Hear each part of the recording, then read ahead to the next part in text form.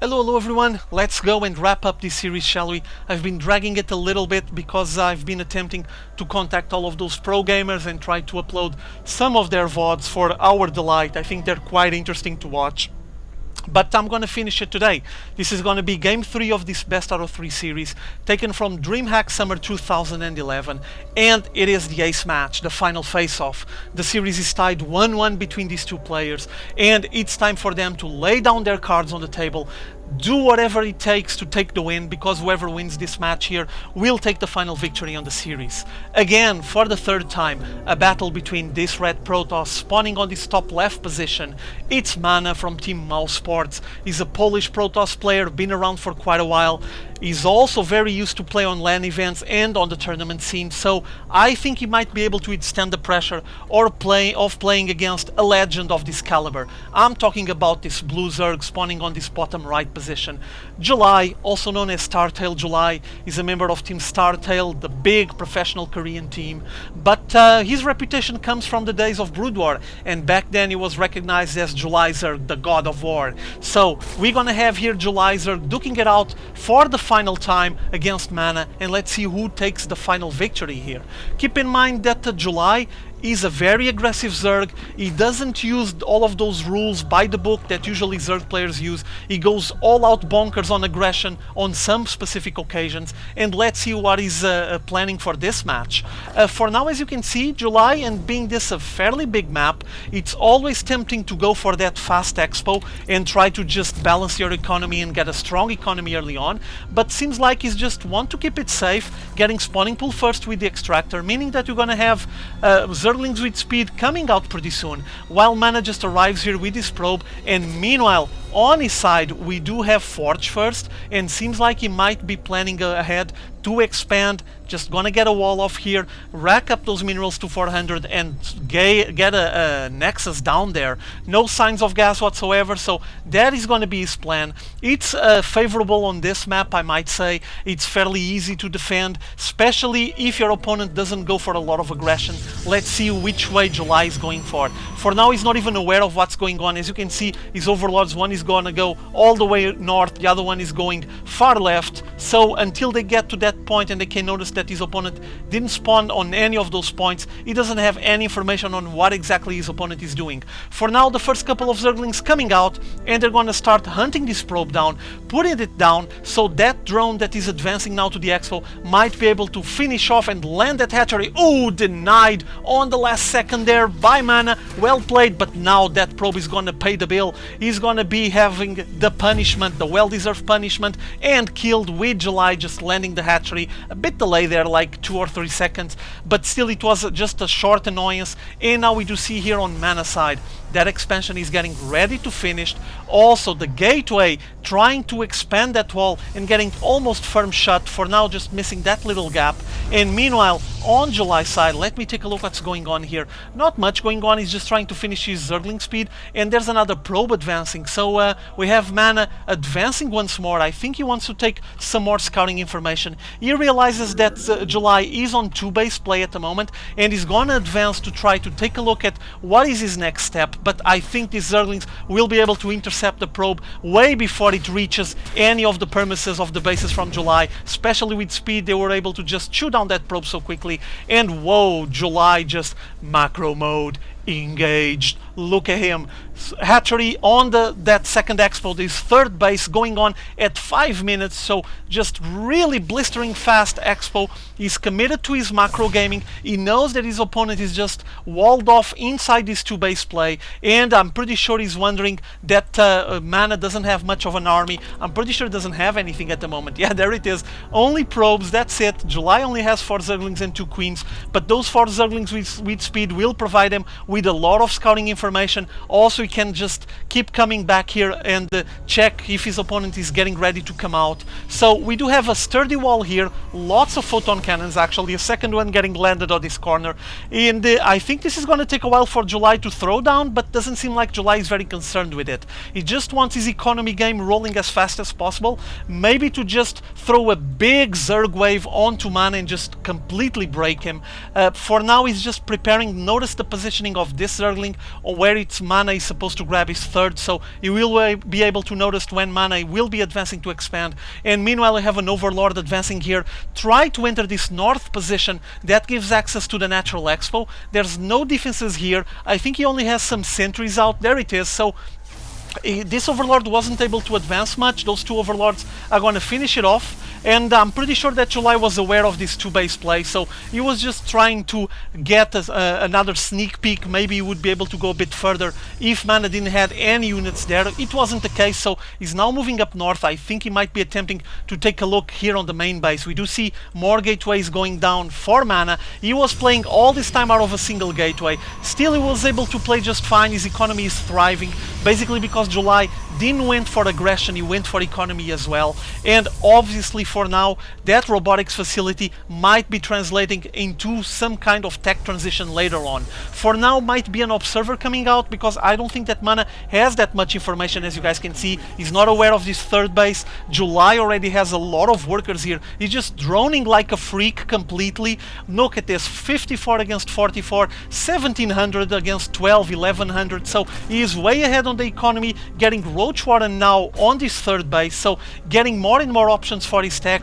He's already on the lair tech as well, keep in mind. So Spire going down, also an Evo Chamber. He's basically opening all of the options on the tech tree, try to get a nice unit mix, I would say, while he sends an Overseer up here to the north side of the Natural X, or the main base, I'm sorry, from mana. And we do see there it is, a Changeling advancing, instantly killed. And now that Overseer is gonna try to spot something inside the main base. Did he spot it? I guess we're gonna have to check it. For now he's gonna get shot down by the Stalkers, but I do think he was able to spot something more from that base of mana. There it is, he was able to realize the amount of gateways already available here, but he missed this because mana only landed it, only started building it after he killed the Overseer, which is the robotics bay, and means that after that robotics facility he's gonna go for Colossus play. Colossus roasts Zergling so brilliantly, as you all know. We're gonna have another Overseer advancing, sending a Changeling. Will he be able to spot that? Yes! He checked the robotics base, so now July knows exactly where his opponent is going for. He's running away once more. I think he wants to save this Overseer for later, so he can have another flyby over the bases from mana and take more information. Meanwhile, here on July side, upgrades rolling by the ton, as you can see. Attack level 1, Burrow, Glial Reconstitution, so plenty of upgrades that will benefit those roaches. Also, we do have the Spire there, as you can see. I wonder where the Mutalisks are going to start popping out. For now, we do see that mana advancing for that third base. July had the Zergling, so he knows that his opponent is getting ready to grab the third. He cannot delay it much more, especially because July, as you guys can see, is already playing out of 4 bases, though mana only noticed the third now. Mana is probably thinking, oh my god, I'm way back on the economy, I need to expand, and he doesn't even know, he's not even aware that there's a 4th base already. So July is just going completely mad over his economy, and he will be able to just make a huge army with this amount of bases this soon. This Overseer once again showing up here, spawning everything. Oh, and he detected another building there on the top, which is a Twilight Council. So once again, July taking more and more information out of mana. He's gonna lose that Overseer. I think he did his job, to be honest. He spotted the Twilight Council, and also here downstairs the robotics base. So with the amount of Stalkers that I see roaming around, 13 at the moment, and incoming the Mutas, but like I was saying, with the amount of Stalkers available at the moment, and with that Twilight Council coming up, we might be seeing Blink for those Stalkers. It's very effective against Mutalisks as well, so I'm pretty sure that mana might be considering that option. And these Mutas are just trying to get some kills. They actually did pretty well. They got a nice kill count there, and now, as you know, July has a very effective micro with those Mutas. He might be able to just keep going back and forth, guerrilla tactics, poke and prodding with these Mutas on those mineral lines, and lower the economy, or at least lower the amount of workers from mana. There it is again, racking up a couple more kills and running away. Let's take a look at how many kills he already did. Ooh, 13 on the workers, pretty good. So July just gaining a bit of an advantage here. At the moment, 84 workers against 59. Oh, July is just, with his economy off the roof, completely skyrocketing, and mana He's still so behind on that 2-base play.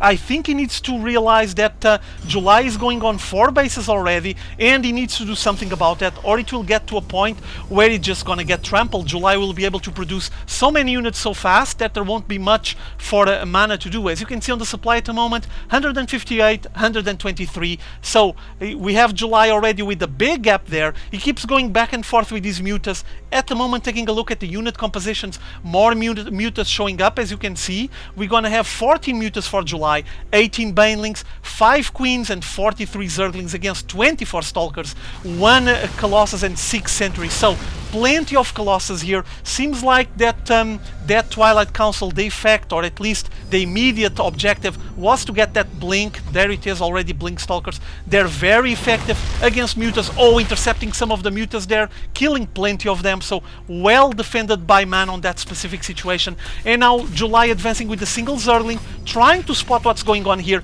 He knows that his opponent is trying to expand, and he's sending a big C. Whoa, a big Zergling tsunami here, trying to get us around on those stalkers. No, they're gonna go straight into that nexus. Will it be cancelled? Yes, denying the nexus, and now trying to run away before it's too late, escaping the claws, the clutches from that big colossus. Well played here by July, denying the third, forcing Mana to rebuild it again, and at the same time just showing the menacing force that he already has. So Mana now knows that he needs to speed up or he will be way behind. Supply still a massive gap there. The army count, let's take a look once more. We do have 19 mutas, 65 zerglings, 18 banelings against 29 stalkers. So Mana just going for very heavy stalker play. Keep in mind that this amount of zerglings, if they get a proper surround on that cloud of can I call it cloud? That blob of stalkers, they will be able to just chew down the stalkers really quickly. Infestation pit, I guess we're gonna have some infestors pretty soon. He's already taking care of the pathogen glands, and we do see this big blue blob advancing once more with all the mutas flying on top of it. Here they come, we're gonna have a clash in the middle.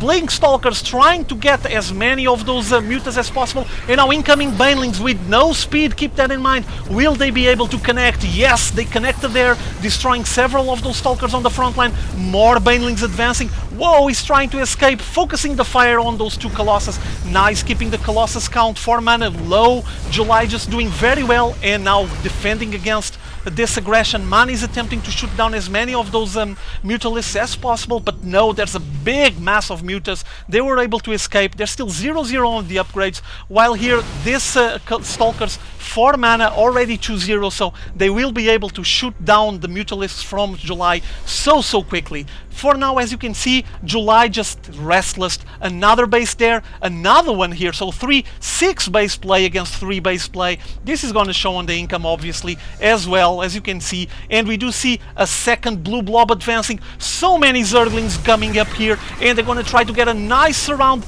on all of these stalkers. Stalkers blinking back, trying to avoid getting surrounded by so many Zerglings. Look at this, the Zergling Sea just chewing down and grinding down all of the forces from Mana, chipping away at that stalker count, and these stalkers stand no chance whatsoever. Look at them just getting chewed down so fast, killing all of them, and now focusing the fire on this nexus. The nexus is gonna get shot down, and advancing towards his opponent, Natural Expo, with a big sea of Zerglings. Nice force field play, just defending there on the last second. And now look at how many Zerglings we have here, with this Colossus just roasting everything that moves on the front line. Look at how many kills he's racking up, but July is just restless.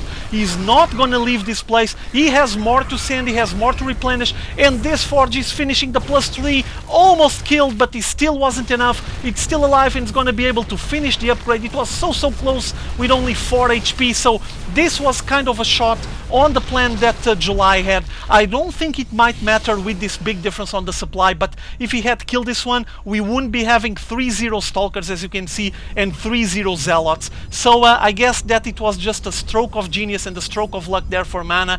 A nice defense on the last second. He was able to keep that alive, but July doesn't care. He's gonna send more and more units. Incoming the Banelings. Run, people. Banelings advancing with the Zerglings, just racking up everything, destroying all of the units moving on the Natural Expo from mouzMaNa, splitting all of them, smashing against all of the production facilities here. There's not much left from Mana's game, as you can see. So many Zerglings just chewing down the forces from Mana. Mana tried to defend the best way he can, but there's not much for him to do. He's attempting to grab the third base once more, but it's gonna get denied with these Zerglings. While we do see another blob of Zerglings advancing here, going to get a nice round on those Stalkers, and there it is, once again canceled the Nexus on that third, and now the wave of Zerglings just getting a sweet surround on these Stalkers and not permitting them to get a proper corner, so they wouldn't be getting surrounded and forcing Mana to GG out of the match. Whoa, such a pressure by